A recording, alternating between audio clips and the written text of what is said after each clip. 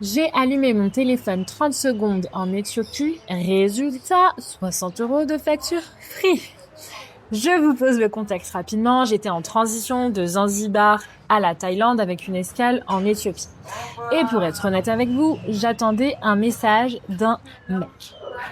Et je me souvenais plus si l'Éthiopie faisait partie des pays inclus dans mon forfait. Je me suis dit, bon allez, j'allume très vite fait. De toute façon, j'étais tellement diffuse, tellement anxieuse, tellement addict dans l'attente de ce message qu'il fallait absolument que j'allume mon téléphone. Et voilà, je me disais, bon allez, au pire, ça me coûtera que quelques euros, le temps que je vérifie, etc. Sauf que j'ai allumé mon téléphone. En quelques secondes, j'ai reçu 4 messages et une réponse très moyenne du mec en question. Et surtout, une facture impayée de 60 euros.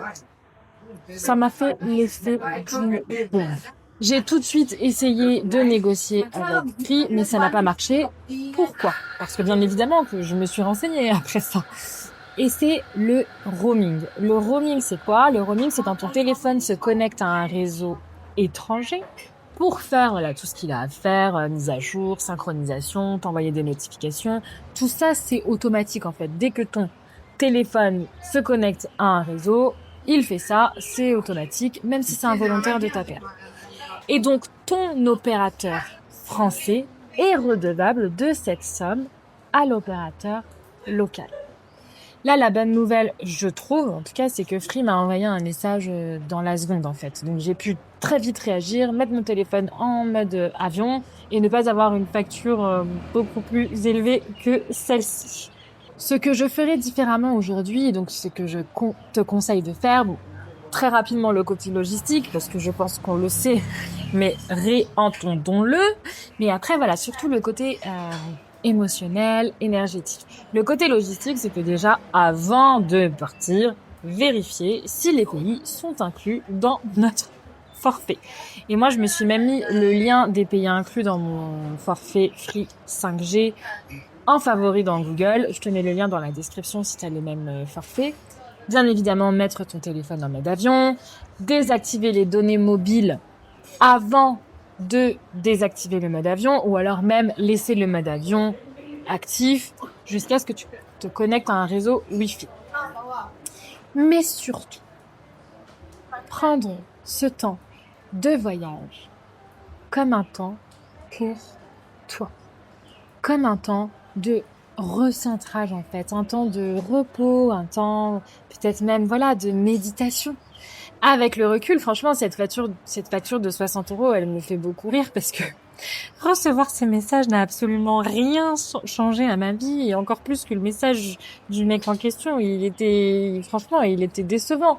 Donc ça me fait rire. J'aurais pu et j'aurais dû même utiliser ce temps de voyage comme une pause, comme un moment de ressourcement pour moi en fait.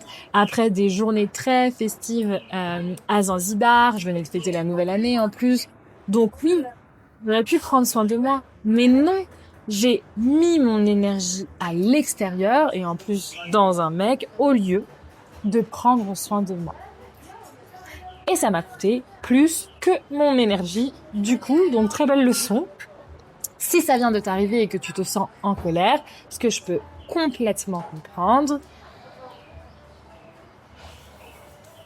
respire. Respire. Tu peux tenter une réclamation auprès de ton opérateur français. Moi, je l'ai fait presque aussitôt d'ailleurs, et ça m'a permis de décharger ma colère en fait. Donc pourquoi pas? Au moins, tu n'auras pas de regrets, tu auras essayé. Mais surtout, lâche-toi la grappe. Probablement que tu ressens de la colère, peut-être même de la frustration, de la culpabilité. Je suis passée par là. Moi, je me souviens m'être même traitée de conne, pour être honnête. Je me disais, mais Marcy, c'est une erreur de débutante, en fait. C'est tellement bête. Mais en parlant autour de moi, en fait, je me rends compte qu'on a tous fait cette erreur au moins une fois. Pourquoi? Parce que, ça c'est mon point de vue, je crois qu'on est beaucoup à être addict à l'extérieur, en fait, à mettre notre énergie à l'extérieur au lieu de la mettre à l'intérieur.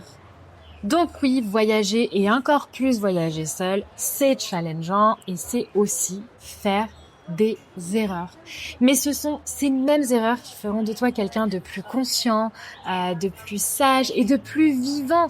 Cette facture-là, en fait, c'est juste un événement qui vient me montrer à quel point j'avais mis mon énergie à l'extérieur, et en plus dans un mec, au lieu de prendre soin de moi, en fait.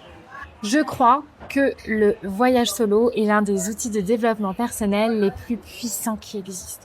Et c'est justement pour ça que j'ai choisi d'accompagner les femmes à oser voyager seules pour transformer ces défis du voyage solo en levier de conscience de soi, de connaissance de soi et de confiance en soi.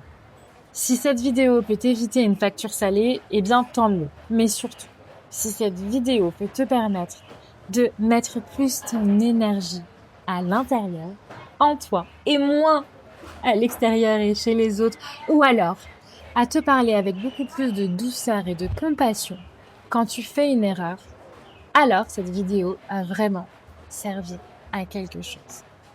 Et si tu as envie de voyager seul et d'en faire un tremplin pour ta vie, abonne-toi à ma chaîne. C'est mon sujet passion. Je vous en parle chaque semaine.